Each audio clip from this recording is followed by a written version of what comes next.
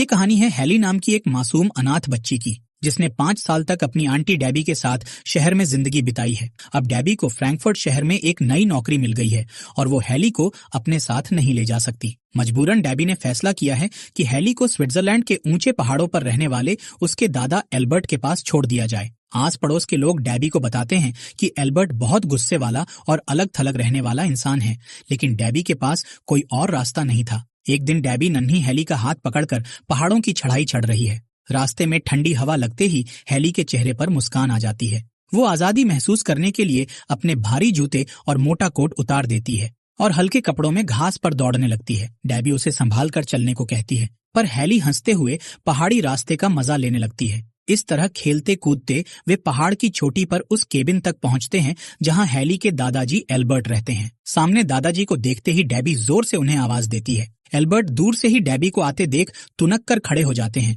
वो कठोर आवाज में चिल्लाते हैं कि उन्हें इस बच्ची की जिम्मेदारी नहीं चाहिए और दोनों वापस लौट जाएं। हैली सहम कर अपने दादाजी को देखती है। डेबी हाथ जोड़कर विनती करती है कि वो हैली को कुछ दिनों के लिए अपने पास रख लें, क्योंकि वो अब इसका ख्याल नहीं रख पाएगी। लेकिन एल्बर्ट किसी की सुनने को तैयार नहीं थे। आखिर डेबी गहरी सांस लेकर कहती है, ठीक है, अगर आप नहीं रखेंगे तो मैं हैली को शहर वापस ले जाती हूँ। ये कहकर डेबी मन मारकर हैली का हाथ पकड़कर लौटने लगती है। कुछ कदम चलते ही वो चुपके से हैली को केबिन के पीछे एक कोने में छुपा देती है और फुसफुसाती है, यहीं रुको। फिर खुद तेजी से पहाड़ से नीचे उतर जाती है। एल्बर्ट को जल्द ही एहसास हो जाता है कि डेबी उसे धोखा देकर हैली को छोड़कर भाग गई है। वो नीचे घाटी की ओर भागती डेबी को गुस्से में आवाज देते हैं, लेकिन डेबी पलटकर नहीं देखती। खींचकर एल्बर्ट अपनी झोपड़ी के अंदर जाते हैं और दरवाजा बंद कर लेते हैं। नन्ही हैली बाहर ठंड में अकेली रह जाती है। उसकी आंखों में आंसू आ जाते हैं। जब अंदर से कोई जवाब नहीं आता तो वो ठिठुरते हुए पास की छोटी गौशाला में जाकर सूखी घास पर लेट जाती है, जहां दादा की 2 बकरियां थीं। उसी घास के तबेले में हैली अपनी पहली रात गुजारने को मजबूर हो जाती है। अगली सुबह एल्बर्ट झोपड़ी से बाहर आए तो उन्होंने हैली को गौशाला में घास पर सोया हुआ पाया। उन्होंने बिना कुछ बोले बकरी का ताजा दूध निकाला और एक कटोरे में हैली को पिला दिया। दिन भर वो ज्यादातर अपने काम में लगे रहे और हैली को अनदेखा करते रहे। शाम को जब अंधेरा हुआ तो हैली ने डरते डरते पूछा, दादाजी, मैं कहाँ सोऊं? एल्बर्ट रूखे स्वर में बोले, जहां दिल चाहे। हैली को केबिन के अंदर एक सीढ़ी दिखी, जिससे चढ़कर वह अटारी में पहुंची। ऊपर उसे सूखी घास का एक बिछौना और छोटी खिड़की से तारों भरा आसमान दिखा। हैली ने खुशी खुशी उसी घास को अपना बिस्तर बना लिया और पहली रात वहीं सुकून से सो गई। अगली सुबह एल्बर्ट घर के बाहर लकड़ियां काटने में मशगूल थे कि बकरियों का एक झुंड हाँकता हुआ एक 13-14 साल का लड़का वहां आता दिखा। ये पीटर था, जो गांव का ही एक लड़का था और रोज सबकी बकरियां पहाड़ पर चराने ले जाता था। एल्बर्ट ने उसे रोका और अपनी 2 बकरियां भी साथ ले जाने को कहा। साथ में उन्होंने बताया कि हैली भी उसके साथ आएगी ताकि वो पहाड़ी जीवन का तरीका सीख सके।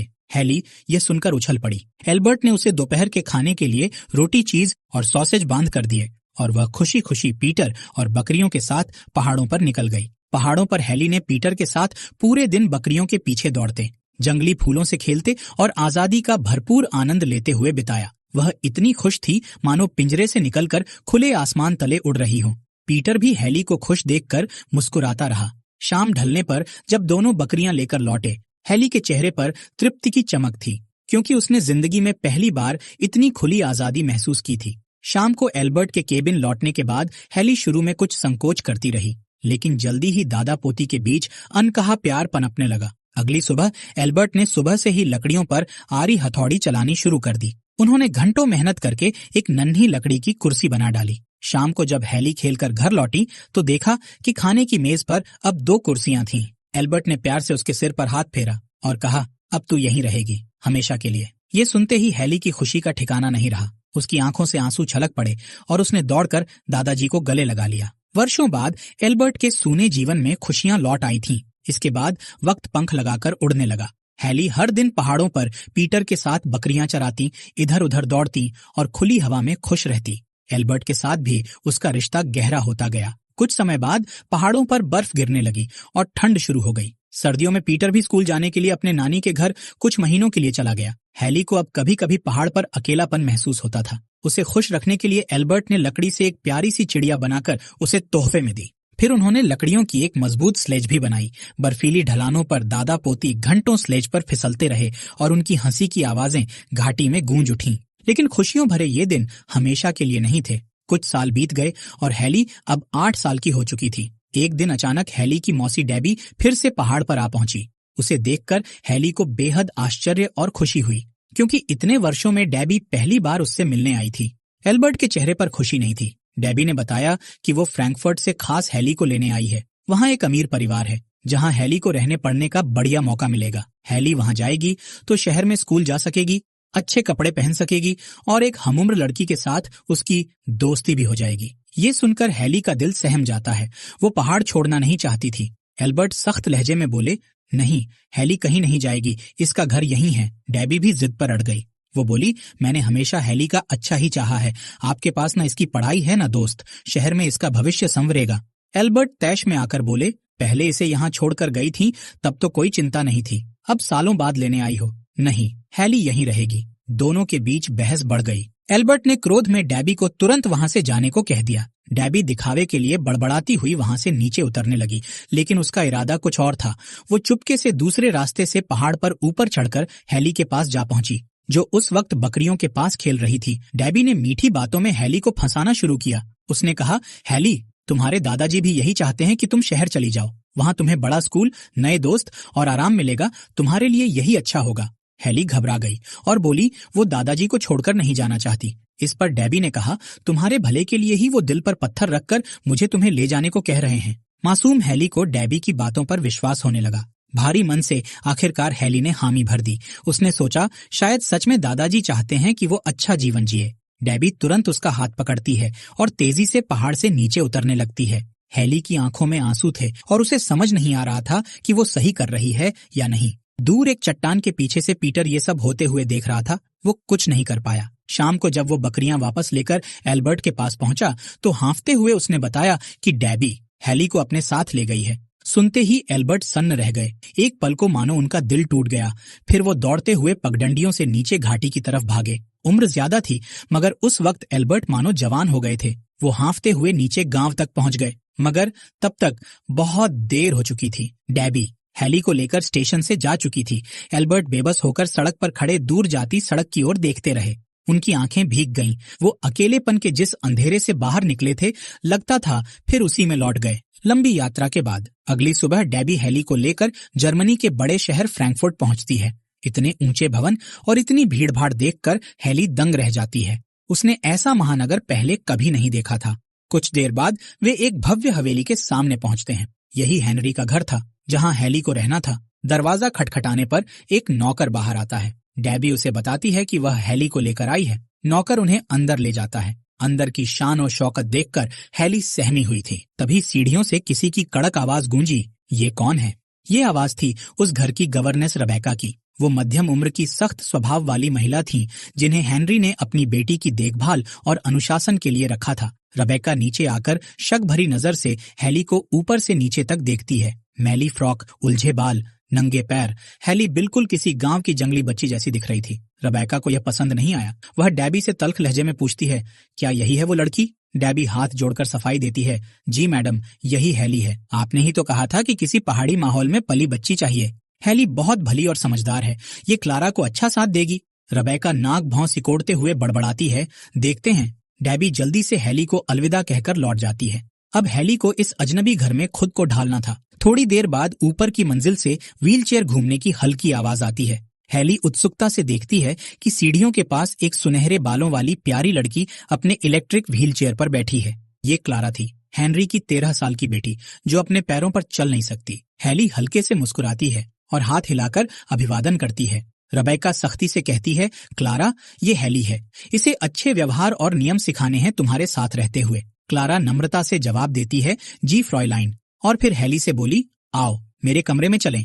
हैली और क्लारा पहले दिन से ही एक दूसरे के अच्छे दोस्त बन जाते हैं। हैली अनजाने में एक दो गलतियां कर बैठती हैं, जैसे जोश में आकर क्लारा की व्हीलचेयर को तेज धक्का दे देना, जिससे एक टेबल से टकरा जाती है। मगर क्लारा हर बार समझदारी दिखाते हुए हैली की गलती की जिम्मेदारी खुद ले लेती है और रबेका को शांत कर देती है। इससे हैली के दिल में क्लारा के लिए बेहद प्यार उमड़ आता है। अब हैली को इस नए घर के तौर तरीके सीखने थे।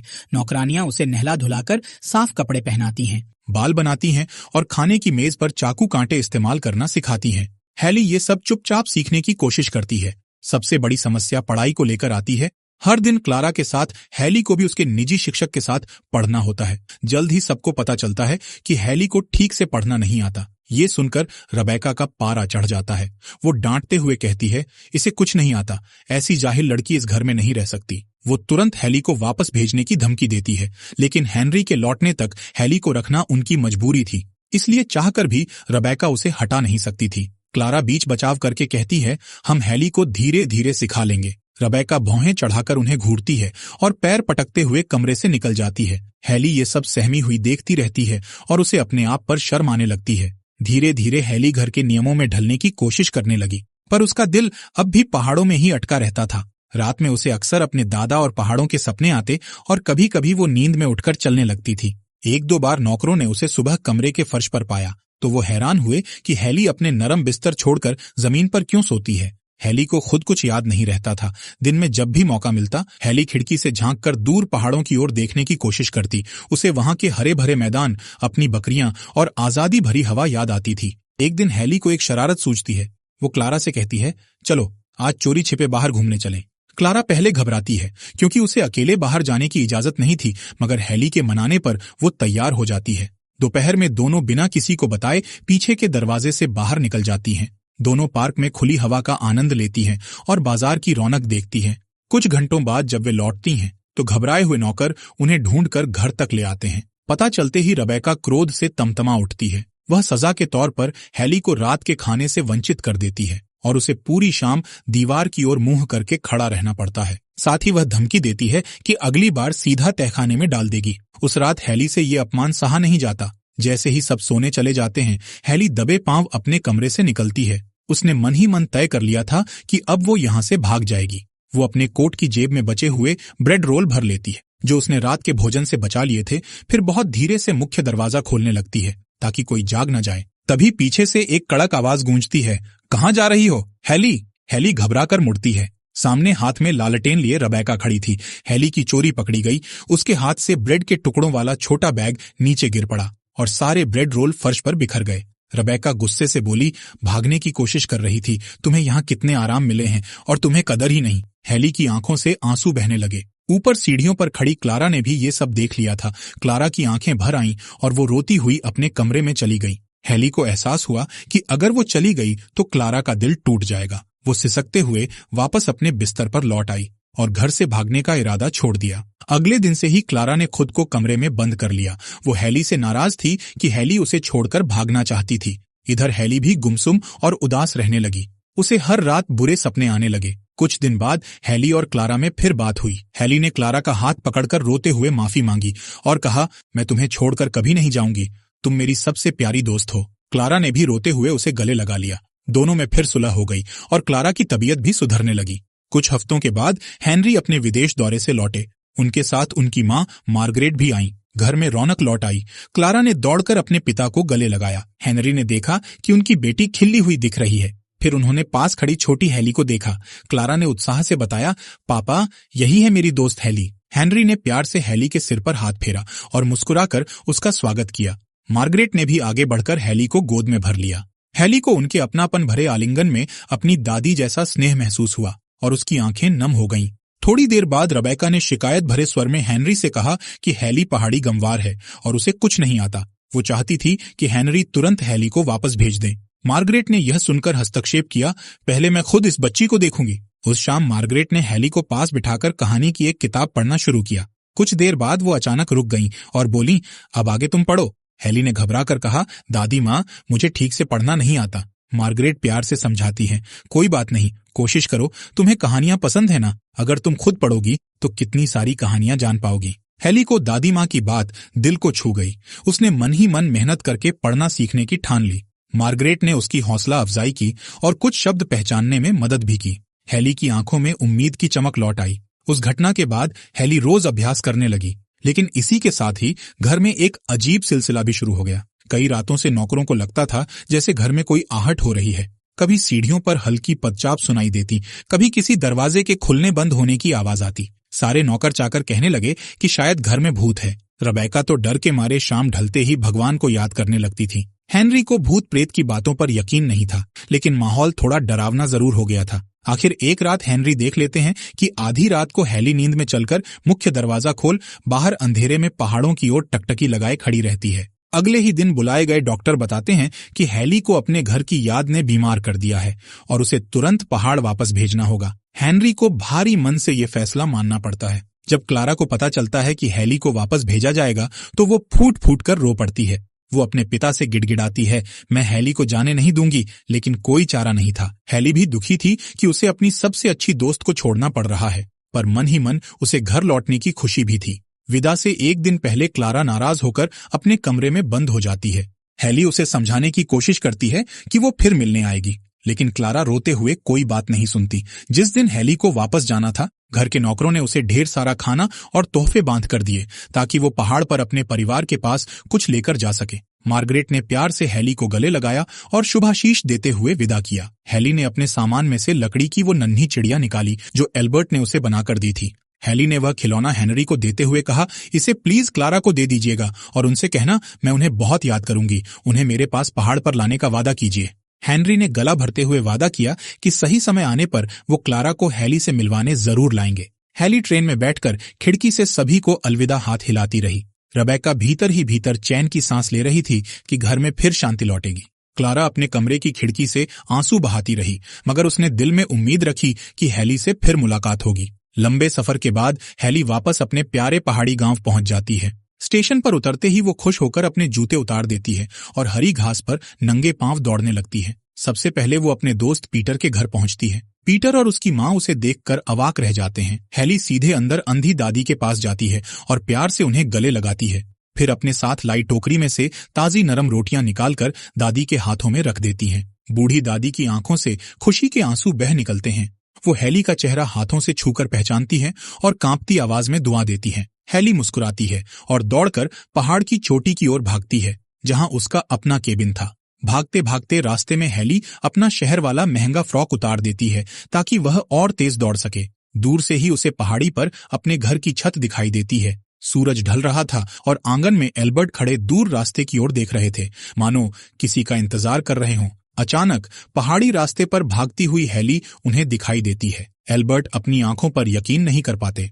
अगले ही पल हैली चिल्लाती हुई उनके सीने से आ लगती है, दादाजी, मैं वापस आ गई। एल्बर्ट का कठोर दिल पूरी तरह पिघल जाता है। उनकी आंखें नम हो जाती हैं। वो अपनी प्यारी पोती को बाहों में भींच लेते हैं। इतने महीनों का बिछड़ना दोनों के आंसुओं में धुल जाता है। हैली को आखिरकार अपना सच्चा घर फिर से मिल जाता है। हैली के घर लौट आने के बाद उसकी जिंदगी फिर से खुशियों से भर गई। वो रोज पहाड़ों पर दौड़ती, बकरियों के साथ खेलती और अपने दादा का साथ देती। इसके अलावा हैली नियमित रूप से क्लारा को पत्र लिखती थी, जिनमें पहाड़ों की तमाम दिलचस्प बातें होती थीं और साथ में उसे दोबारा मिलने का न्योता भी होता था। आखिरकार एक दिन वो मौका आ ही गया। हैली के कई पत्र पाने के बाद क्लारा और मार्गरेट ने एल्प्स जाने की योजना बनाई। गर्मियों की एक सुनहरी सुबह क्लारा अपनी दादी और नौकरों के साथ घोड़ा गाड़ियों में बैठकर हैली के गांव पहुंचती है। हैली उन्हें देखकर खुशी से उछल पड़ी। वो दौड़कर गई और क्लारा को कसकर गले लगा लिया। मार्गरेट ने एल्बर्ट से आग्रह किया कि क्लारा कुछ दिन उनके साथ पहाड़ पर रुक जाए। एल्बर्ट सहर्ष राजी हो गए